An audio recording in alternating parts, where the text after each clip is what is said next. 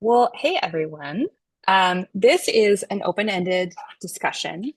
I certainly am not a content expert, although I have been at my tool library for almost 10 years. I started as a volunteer, and we have about 2,000 members, so we do have quite a few folks through the space. We have our lending library as well as makerspace and semi-annual huge fix-it fairs. So happy to offer my perspective, but I'm really hoping we can tap the wisdom of the group here. And I'm curious to kick it off if anyone has a an example in mind of a challenging guest that you want to start with. Could be something you had totally handled perfectly, or something you went workshop.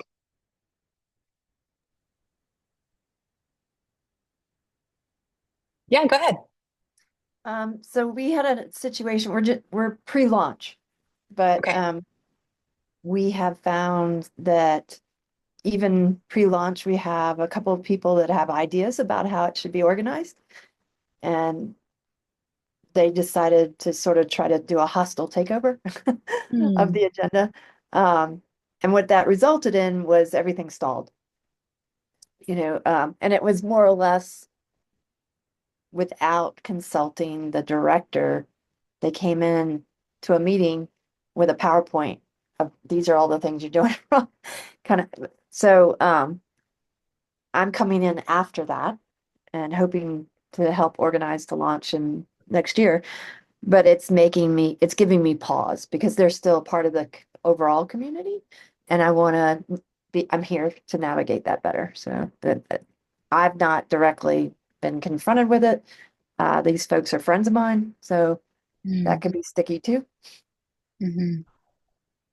Yeah, Greta mentioned that they've experienced something similar. Greta, do you want to talk about that at all? Not really. I'm mainly listening. But Okay. oh no, I will say it really helps to address it the minute that you have any idea that it might be happening, rather than waiting until you're sure it's happening. But other than that, I'm interested to hear what transpires here. Yeah, this is really folks can could just come off mute and address this. I think we have a philosophy that we share with our board of trustees that your opinions can only be as big as your follow through. Um, which, I think some ground rules can be helpful, rules of engagement. But yeah, what are other people's thoughts about dealing with people who are more forceful than the group is ready for?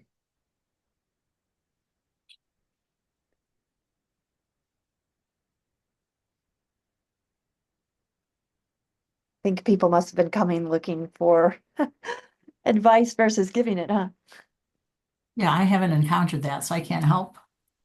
Oh, oh, Greta, yeah. I will add something I saw in another organization was they had I forget what they called it. It was not really a non-compete, but it was a no disparaging, no disparagement. So so you can't go out of the organization and air your issues, air them inside the organization. I learned that after. I mean, I encountered that after my experience, but that seemed to be a very helpful thing. Yeah, In totally. Mhm. yeah, in group meetings, a friend of mine that lives in a co-housing project said that you talk about having ground rules or something. Mhm. Um, One of their ground rules for their meetings is assume good intentions. Uh, but Yeah. to Greta's point, it's like you got to get out in front of some of that. Yeah, we I use guess. assume good intentions and take care of your impact. Oh, So someone might intend to be helpful and really hurt someone. And so we try to hold both of those things, that the impact that you have on people often is actually more important for the group to discuss. Um, I'm always a big fan of having a direct conversation. And so especially if these folks are friends of yours, I think our culture, and I say our as a white person in the United States, is pretty conflict avoidant.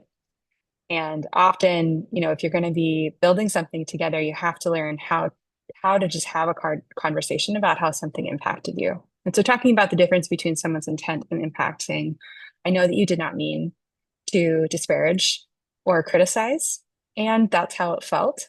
So I just wanted to let you know that that wasn't feeling good. There is a tool called nonviolent communication. It's also called affective statements in the restorative practice world. That is a model for saying, when you did X, I felt Y. The story I told myself about that was, in the future, I would ask that you do this differently. So there are great models out there for how to approach difficult conversations, but nothing is gonna get around just having them, I think, especially with That's, collaborators. that's helpful. Thank you. Flip that sort of dialogue just a little bit, only that I got on board of our tool library and there wasn't enough conversation. Mm. And I had to start initiating some of the harder conversations on some topics that basically just it wasn't like we had a lot of animosity, but it was just like a lot of stuff wasn't getting done. Mhm. And it was more about having to sometimes come off as, arrogant or pushy to get anything to happen. And that's can be challenging too for the other person on the other side. Um, and but it's just human dynamics and how to further your mission, I think, is the key challenges for everybody. Yeah, I think to Eric's point, keeping the mission and if you have articulated shared values, that's a really good place to start with an organizing group. If you can re-ground yourself in the fact that we are all here to do the same thing, we all have the same core beliefs, and we are all trying our best, going back to those good intentions, it really can make those conversations a lot easier.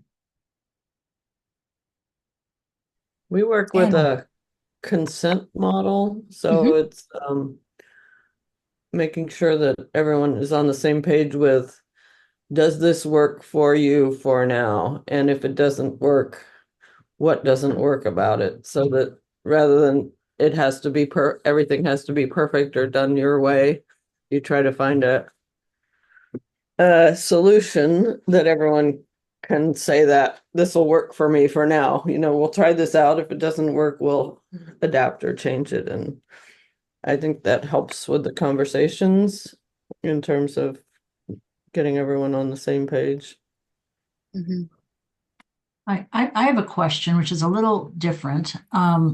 It's about the volunteers, right? I inherited a repair cafe with a great group of volunteers, but there's maybe about 15 to 20 of them. But do you is it best practice to have like regular occasional meetings with the volunteers, in terms of getting their input, making them feel valued, as opposed to just having these events, just, we have two a month, right? And we just kind of chunk through and sign them up. But thinking about having like a volunteer get together early next year. But do people do that? And is it more like an open forum? Like, does it become a bitch session? Or, again, the volunteers are great. So I'm not anticipating problems, but I also want to make sure that we're listening to them. What are other people's practices around volunteer input or feedback? We don't really do feedback sessions, but we do have social get-togethers, Christmas party or picnic in the summertime, and it's just some interesting camaraderie and sharing, essentially. So more informal kind of feedback type of thing. Yeah. Yeah, and I would say from our library's perspective, well, we have a 10-hour a week part-time volunteer coordinator. So we actually have somebody who's directly interacting with trying to recruit and schedule and train volunteers. And I'm the board president of our organization. One of the things I stress to her on a regular basis is you not only need to do these logistic things, but you really need to check in with people. And we get a lot of intel from her. We also get intel from our own board members who work shifts occasionally and attend the events. And when you have downtime, which inevitably things sort of ebb and flow at certain periods, have a conversation, with somebody and ask them, what do you like about doing this? What do you think is a little wonky, or could we maybe improve, and get intel from them? And just talking to people I found is really effective way to get insights that you just weren't aware of. Patsy, do you We, want to chime in? Hang on. oh, Oh, sorry, Patsy, then Kate. Okay. My program, I coordinate a repair program that's strictly textiles, and I work out of a nonprofit that's a thrift store and a disaster relief program. So it's a big team. Rarely are we here at the same time, and the communication, the chosen communication mode has been Facebook Messenger, which I've been here a year, and I don't care for Facebook Messenger as a workplace communication method. I think that it feeds into a little too much drama, Yeah. because it's not a platform designed for the workplace, but that is what the majority of our staff and volunteers want to use. So yeah, and then we do have meetings the first Friday of every month. So Do you get good attendance at those meetings? yes, we do. Okay. Yeah. We're the organization has 6 part-time employees, and I don't have count on the volunteers. There's lots of them. Okay. So that's us. All right. Thank Kate, you. do you want to chime in next? yeah. So I was going to mention that I think it's really important that you do both kind of those formal feedback loops, whether that's through like regular surveying, or if you have someone in a volunteer coordinator or program coordinator position, kind of connecting with people and saying, hey, how does this work? Or, class evals or whatever it looks like in terms of your programming. But we find that we get the best, most honest feedback from the informal feedback opportunities, right? Where we have a staff member, another volunteer who's just chatting along with people in terms of our like repair cafes, our fix-ins, which we only do monthly. So those volunteers are fairly intermittent, right? It doesn't make sense for them to have an ongoing meeting necessarily. They communicate via email and kind of have the opportunity to engage as much or as little as they want, kind of in an ongoing basis. But for the most part, they're event volunteers. And what we do is we close out every fix-in, which is what we call our events, with a beer, right? Everybody who wants one grabs a beer out of the fridge or a non-alcoholic beverage, and they're invited to just sit and chat for a little bit. And I think having something that is that informal setting where no one feels like they're being asked necessarily for feedback, because that's kind of a hidden goal. It's really much more just like, hey, how was this? How did today go? What was really cool? What did you see at your station? While I was working on this tool.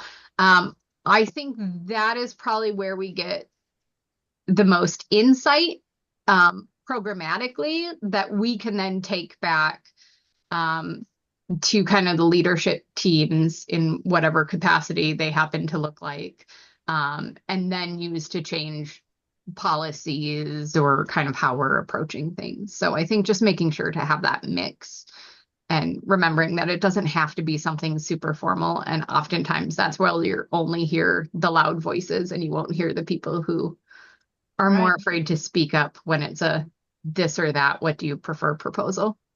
Have you used a survey? Because I'm not sure we'd get response to that, but I mean, is that like a once a year thing, the formal part of it that you talked about? Yeah, we do formal surveys of our membership and different demographics about realistically, we'd love to throw them out every year, but we don't. We usually toss them out every 2 years. Okay, yeah. in terms of the big ones that we do on a routine basis, but we'll do mini polls sometimes through our Facebook, sometimes through, different social medias, or we'll just do a quick email poll to people. And I think the key there is not having this laundry list of questions. It's like, here's one question. Tell us what you think of X. Okay. Yep. And Okay. always having a reason. So we like to always tell the story behind like why we're asking for this type of feedback, or, Right.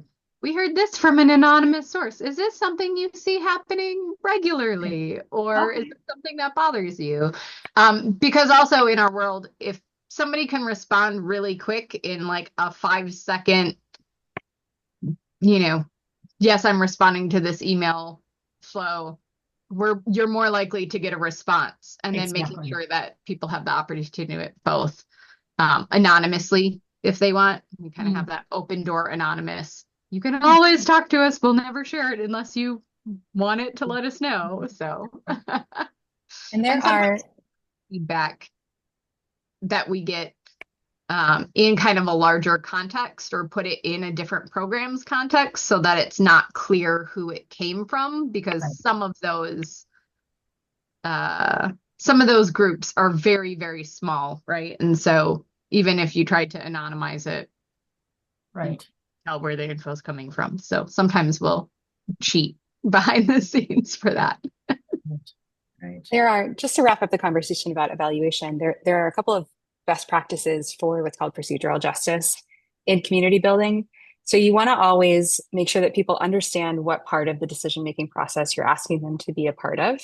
So are you asking for general feedback and then someone else will make a decision based on it? Are you asking people to vote on something? Are you asking people to come to consensus? So setting people's expectations about how their feedback will be used is really important. And then not asking for feedback on things that you are not ready to take action on, especially if you end up getting feedback that is wildly different from what you expect to be doing. So I would say, before you ask for feedback, make sure that you are ready to take action on that feedback. Um, and and make sure that when you ask for it, you're clearly communicating to people what their role is in that decision. Okay. Can I Are ask, there? Leanna, Yeah, when who's you that? do that, when you Mhm. kind of start that conversation, are you just very flatly saying hi, I'm looking for your feedback? I don't know, not to make the decision for me, but because we're surveying everyone. Are you just Yeah. pretty blunt when you say that? Because that's the part I have the hard time tactfully It's figuring different with out. different groups, right? Yeah. When we survey all 2,000 of our members, we try to keep it as short as possible, right? When we are talking with our 100 or so volunteers and teachers in a meeting where we're saying, give us feedback on this proposal, we do try to, if we're changing our hours, for example, we do try to say, we know that we need to change our hours. How we shift them is something we're going to decide together. Or we might say, unless people give us a really compelling organizational impact reason that we have not noticed, we are going to do this. The operating principles I just mentioned, they have has a lot of names, but procedural justice is what I have been trained in. It's part of restorative practice. Um, it, it's really just the idea that someone's expectation about how they will have an impact matches what actually happens. Yeah. Hey, Passy, do you want to chime in again? And I'm also really curious if people have we have this member and I don't know how to deal with them.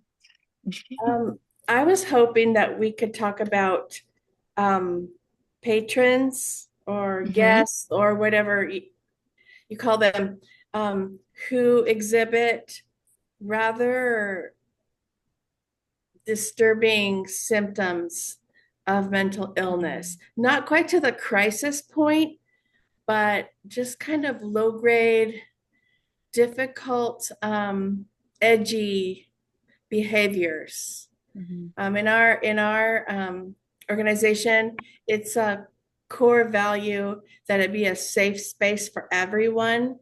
That core value is not, however, backed up with any policies, procedures, standards, practices. So it's just super confusing for me. And I've never, until this job, I haven't been in a situation where I'm encountering this on such a regular basis. So that's all. Yeah, what are people's thoughts about handling this?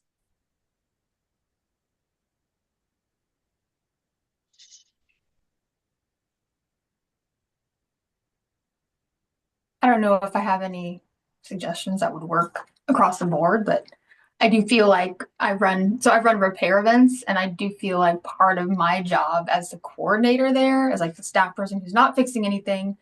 Hopefully I've got enough volunteers to run the registration table. I'm just going around doing like emotional, kind of like emotional work a little bit, just making sure everyone's having a good time and there aren't um situations that where you can tell someone's getting frustrated either with how long they're waiting or just being available for someone to be like, hey, my thing has been sitting there for a long time, or a volunteers with an attendee who is being kind of pushy, or something like that. Um, so I don't know if I have any. Sometimes I will, if sometimes you're pulled in like 11 different directions at the same time, but sometimes I will just almost like handhold them, bring someone away.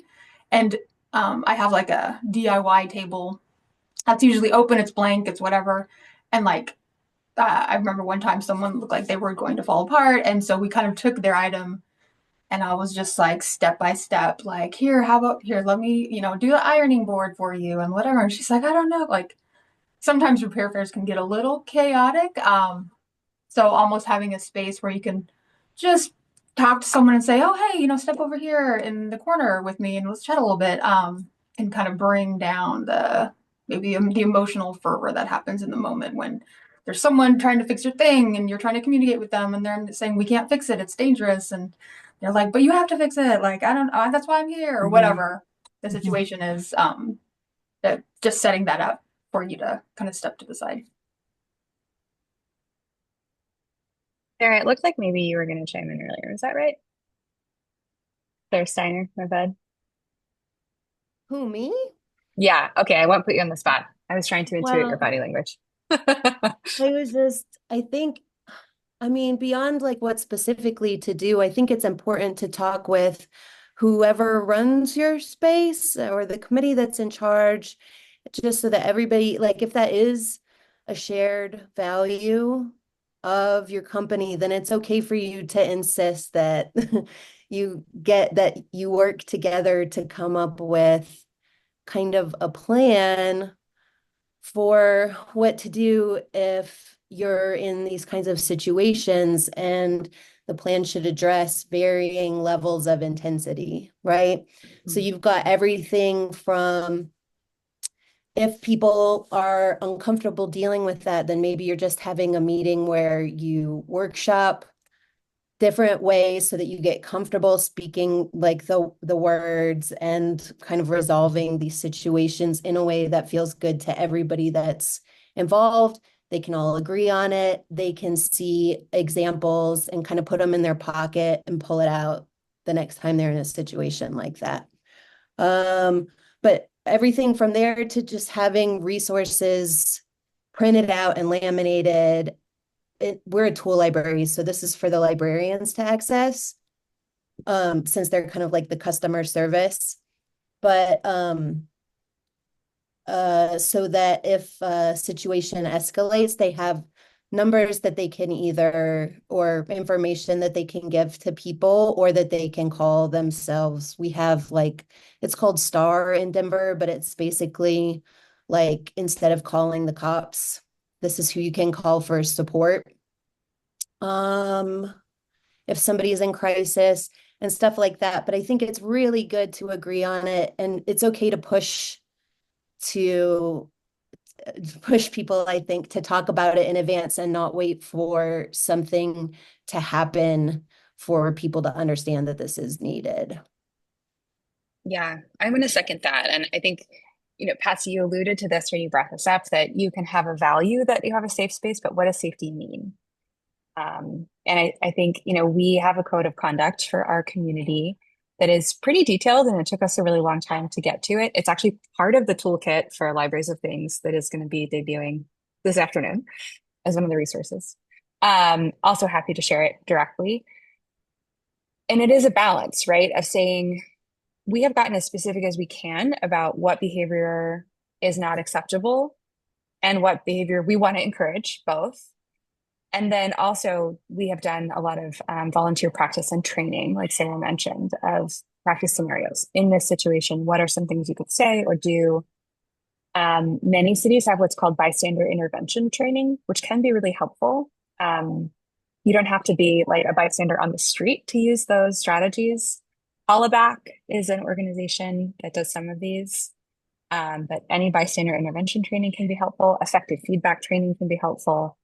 And then having an internal definition of what is discomfort, what is hurt, and what is harm, or whatever words you choose for your community, that what is the line that we draw between discomfort and unsafe?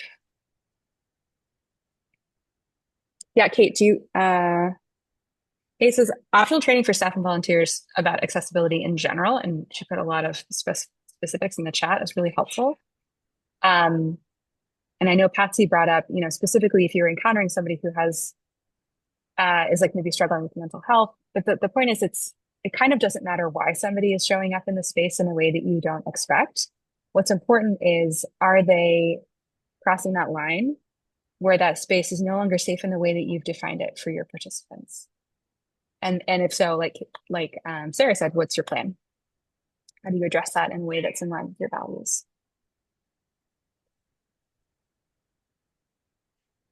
Yeah, I really wanted, if I could just second that, defining what I really like the way you said that too. What is discomfort and what is unsafe? I think it's good to have a group discussion about that because your staff isn't, and your volunteers don't know what they're empowered, like it's good to group define that, I guess, is what I'm saying, because everybody's got kind of a different version. And I don't think we talk about it enough as a culture.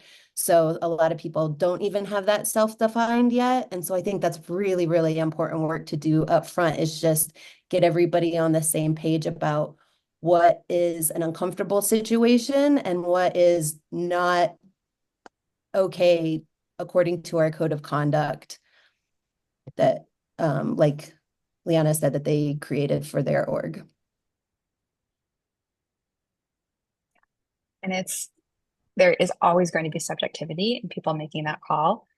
And coming from a historically majority white organization, especially in a Black city, and knowing that the repair movement in the US and Canada, at least, is largely white, middle class, it is really important for us to understand our own prejudices for how we apply those filters as to what is safe and what is uncomfortable, and to challenge our assumptions about why someone is showing up in a space, because those things can really be affected by cultural differences, economic backgrounds, all kinds of things that are not just mental health.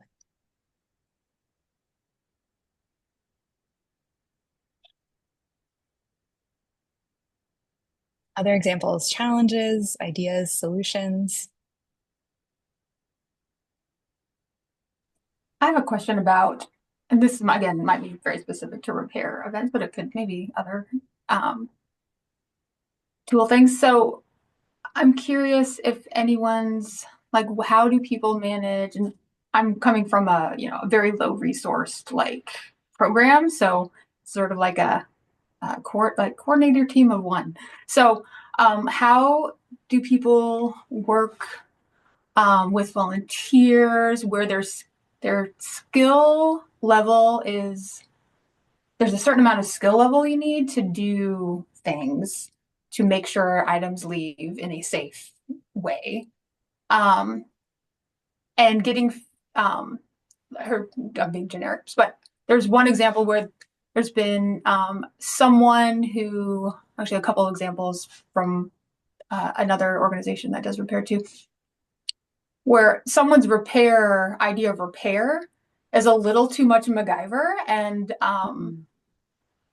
the attendees start complaining about, or other repair experts, other volunteers, super concerned about how things are being left, especially obviously electronic devices or appliances. So like, how do you navigate that when you're not the one with any expertise, but you're kind of relying on other repair folks who know more about quality repair than you do? And at one point, do you just ban someone from being a volunteer? Yes.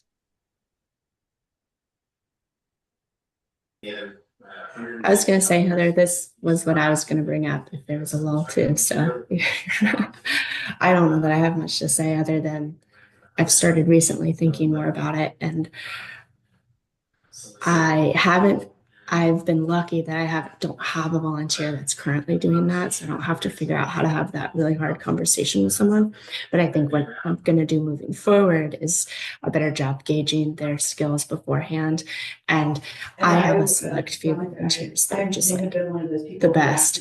And my plan is to kind of start them by pairing with them first, because I trust their expertise to really like let me know what I can and shouldn't trust them with. And they're really good teachers, so they do a good job teaching, that kind of thing. But as far as having the hard conversation with someone who's currently, I'd imagine it's just a hard conversation. If someone maybe has better thoughts. Yeah, I'm sort of working through that process. He's been banned from another repair organization, and but I paired him up. He's sort of naturally ended up being paired up with two of our other volunteers that have a lot more confidence in. And just I make sure that he sticks with that table and being like, oh, you and Bill are such a great team, and all that positive reinforcement. But it just brought up that question of just like, when you don't have the ability to monitor everything that goes through. We're trying to set up something where our most knowledgeable repair person actually is the QC as things go through, especially for specific things like electrical things, but we're just not at that level yet. Just curious if other people are gone through that process already. Like Patsy has her hand up, and then unfortunately we're getting pretty close to time. So probably this will be our last scenario. Go Okay. ahead, Patsy. Remember, I deal specifically with textile repairs. So we get a lot of donations, and some of the donations aren't sales worthy, but with repairs, they could go out on the sales floor.